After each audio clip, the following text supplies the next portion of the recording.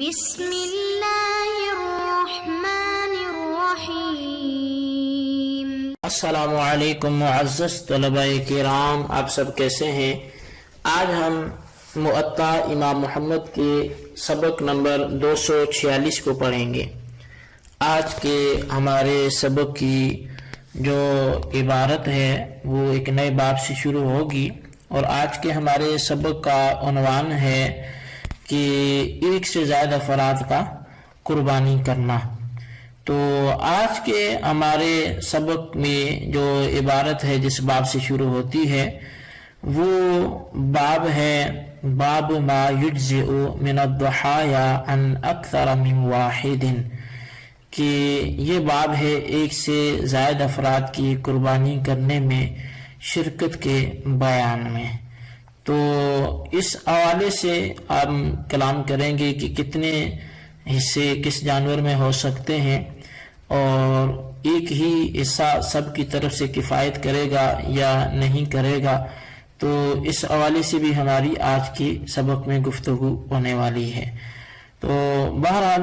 ہم آغاز کرتے ہیں حدیث مبارکہ کا، کہ امام محمد رحمۃ اللہ علیہ بیان فرماتے ہیں کہ اخبرنا مالک اخبرنا عمارة بن صیاد ان عطاء بن يسار اخبره ان ابا ایوب صاحب رسول اللہ صلی اللہ علیہ وسلم اخبره ان ابا ایوب اخبره قال كنا نضحي بالشاة الواحدة يذبحها الرجل عنه وعن اهل بيته ثم تباہ الناس بعد ذلك فصارت مباحة۔ امام محمد رحمۃ اللہ علیہ آپ بیان فرماتے ہیں کہ ہمیں امام مالک نے خبر دی ہے، اور امام مالک رحمۃ اللہ علیہ فرماتے ہیں کہ ہمیں عمارہ بن سیاد نے بتایا کہ انہیں عطا بن یسار نے یہ بتایا کہ انہیں نبی اکرم صلی اللہ علیہ وسلم کے صحابی حضرت ابو ایوب انصاری رضی اللہ تعالیٰ عنہ نے خبر دی کہ ہم ایک بکری قربان کرتے تھے، ذبح کرنے والا اسے اپنی طرف اور اپنے اہل بیت کی طرف سے ذبح کرتا تھا۔ پھر لوگوں نے اس کے بعد فخر کرنا شروع کر دیا، اور قربانی دینا فخر کی بات بن کے رہ گئی۔ تو یہ حدیث پاک آپ نے ایک انداز سے سماعت فرمائی ہے۔ تو اس کے اعتبار سے دوسری جو حدیث پاک ہے اس سے پہلے امام محمد رحمۃ اللہ علیہ مذہب احناف کو اور اپنے نظریے کو لکھتے ہوئے آپ بیان فرماتے ہیں، قال محمد کان الرجل یکون محتاجا فیذبح الشاة الواحدة یضحی بها عن نفسه فيأكل ويطعم أهله، فأما شاة واحدة تذبح عن اثنين أو ثلاثة أضحية فهذه لا يجزئ ولا يجوز شاة إلا عن الواحد، وهو قول أبي حنيفة والعامة من فقهائنا رحمة الله عليه۔ امام محمد رحمۃ اللہ علیہ بیان فرماتے ہیں کہ اصل میں ایسا کہ یہ ایسا شخص جو ہے وہ محتاج ہوگا جو ایک بکری کو اپنی طرف سے قربان کرتا ہوگا، پھر اس کا گوشت خود بھی کھاتا ہوگا اور اپنے اہل و عیال کو بھی کھلاتا ہوگا۔ تو لیکن اگر کوئی شخص ایک بکری 2 یا 3 آدمیوں کی طرف سے وہ ایک بکری قربانی کے طور پر ذبح کرتا ہے، اس طرح کہ ان سب کی قربانی ہو جائے، تو یہ جائز نہیں ہے۔ ایک بکری کی صرف ایک آدمی کی طرف سے ہی قربانی دی جا سکتی ہے، اور یہی قول امام اعظم امام ابو حنیفہ رحمۃ اللہ علیہ اور ہمارے عام فقہائے کرام کا بھی ہے۔ اخبرنا مالک اخبرنا ابو الزبیر المکی عن جابر بن عبد اللہ قال نحرنا مع رسول اللہ صلی اللہ علیہ وسلم بالحدیبیۃ البدنۃ عن 7 والبقرۃ عن 7۔ امام محمد رحمۃ اللہ علیہ آپ امام مالک رحمۃ اللہ علیہ سے نقل فرماتے ہیں، اور امام مالک رحمۃ اللہ علیہ آپ بیان فرماتے ہیں کہ ہمیں ابو زبیر مکی نے حضرت جابر بن عبداللہ رضی اللہ تعالی عنہ سے بتایا، وہ فرماتے ہیں کہ ہم نے مقام حدیبیہ میں نبی اکرم صلی اللہ علیہ وسلم کے ہمراہ ایک اونٹ اور ایک گائے 7 آدمیوں کی طرف سے قربانی کی۔ قال محمد وبهذا نأخذ البدنة والبقرة تجزئ عن 7 في الأضحية والهدي متفرقين كانوا أو مجتمعين من أهل بيت واحد أو غيره، وهو قول أبي حنيفة والعامة من فقهائنا رحمۃ اللہ علیہم۔ امام محمد رحمۃ اللہ علیہ اس حدیث کے بیان کے بعد فرماتے ہیں کہ اونٹ اور گائے 7 آدمیوں کی طرف سے قربانی اور ہدی میں جائز ہے، خواہ وہ 7 ایک گھر کے افراد ہوں خواہ الگ الگ ہوں، اور یہی قول امام اعظم امام ابو حنیفہ اور ہمارے عام فقہائے کرام کا بھی ہے۔ تو بہرحال یہ جو باب آپ کے سامنے ذکر ہوا، تو اس باب میں 2 مسئلے بیان ہوئے۔ تو اب اس میں جو 2 مسئلے ذکر کیے گئے ہیں، ان میں سے پہلا جو مسئلہ ہے وہ تو یہ ہے کہ بکری نر اور مادہ، یعنی کوئی بھی ہو اور مینڈا بھیڑ کی ہو، یہ صرف ایک آدمی کی طرف سے قربان ہو سکتے ہیں، اس میں ایک سے زائد کی شرکت جائز نہیں ہے۔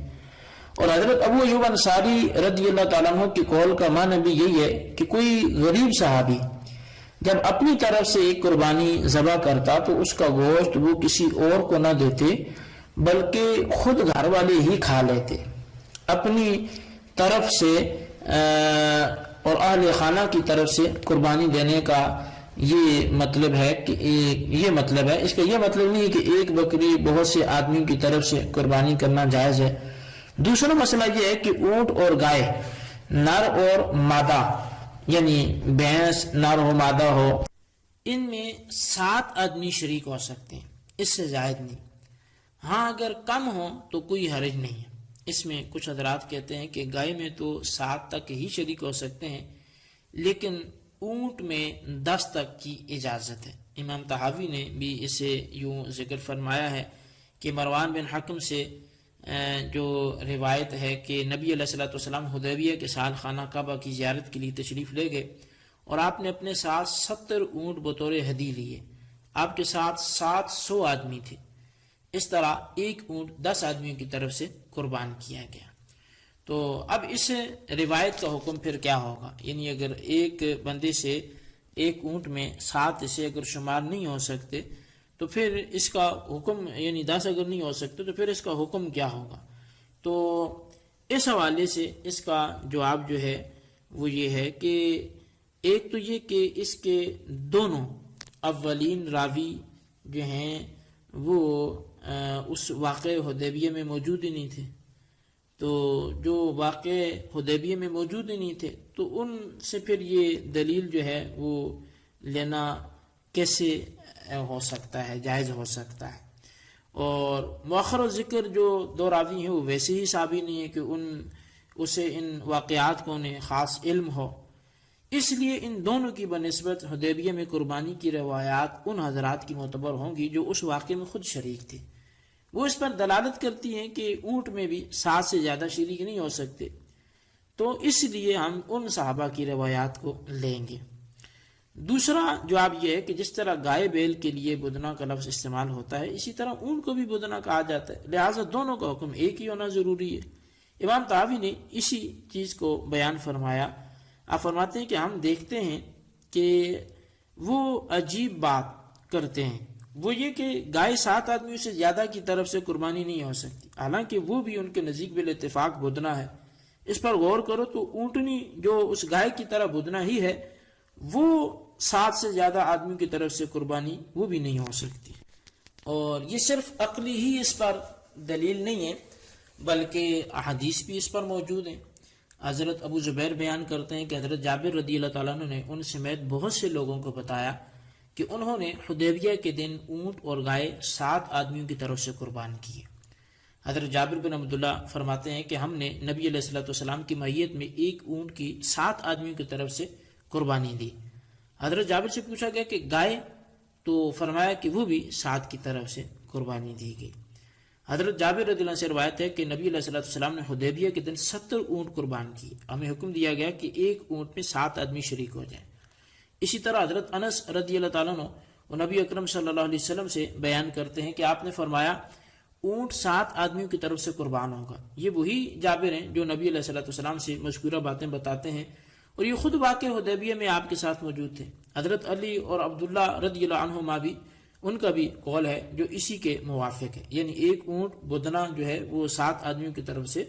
قربان ہو سکتا ہے۔ حضرت علی المرتضیٰ شیر خدا کرم اللہ تعالیٰ وجہ الکریم سے حضرت عامر بیان کرتے ہیں کہ دونوں نے فرمایا کہ اونٹ اور گائے میں 7 آدمی شریک ہو سکتے ہیں۔ اسی طرح حضرت انس رضی اللہ تعالیٰ نبی علیہ السلام کے صحابہ کرام سے اسی کی حکایت کرتے ہیں، اور امام طحاوی لکھتے ہیں کہ ہمیں ابن ابو داود نے سلیمان بن حرب سے اور وہ ابو ہلال سے بیان کرتے ہیں کہ ہمیں جناب قتادہ نے حضرت انس رضی اللہ تعالیٰ عنہ سے بیان کیا نبی علیہ الصلوۃ والسلام کے ساتھی ایک اونٹ میں اور ایک گائے میں 7 شریک تھے۔ نبی علیہ السلام کے صحابہ کرام کا بدنہ کے بارے میں یہ مذہب ہے کہ جو حضرت جابر رضی اللہ عنہ کے روایت کے بالکل موافق ہے، نہ کہ اس روایت کے موافق جو حضرت مسور اور مروان سے مروی ہے، لہٰذا حضرت جابر والی روایت ان کی روایت سے اولا ہوگی۔ تو طحاوی شریف کی اب یہ اتنی احادیث آپ کے سامنے بیان کی گئی، ان سے صاف ظاہر ہے کہ بدنہ خواہ اونٹ ہو یا گائے ہو، اس میں 7 اشخاص تک کی شرکت جائز ہے، اور واقع حدیبیہ کے شاہد حضرت جابر بن عبداللہ ہیں، وہ یہ بیان کر رہے ہیں ان کے مقابلے میں اونٹ میں 10 افراد کی شرکت وہ والے صحابہ کرام واقعہ بیان کر رہے ہیں، جناب مسور اور مروان ہیں،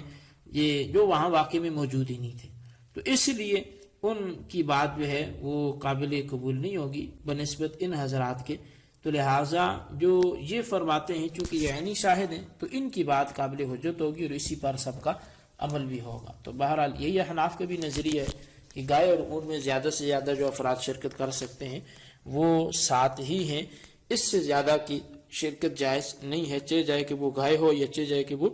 اونٹ ہو۔ تو بہرحال یہ ہمارا آج کا سبق تھا جی، اس کو آپ اچھی طرح یاد کریں، اس کو سمجھیں، اس کے خلاصے کو اپنے رجسٹر پر ضرور لکھیں۔ اللہ تبارک و تعالیٰ سے دعا ہے جو کچھ ہم نے پڑھا سنوں سے یاد رکھنے کی توفیق نصیب فرمائے، آمین بجاہ نبی الامین صلی اللہ علیہ وسلم۔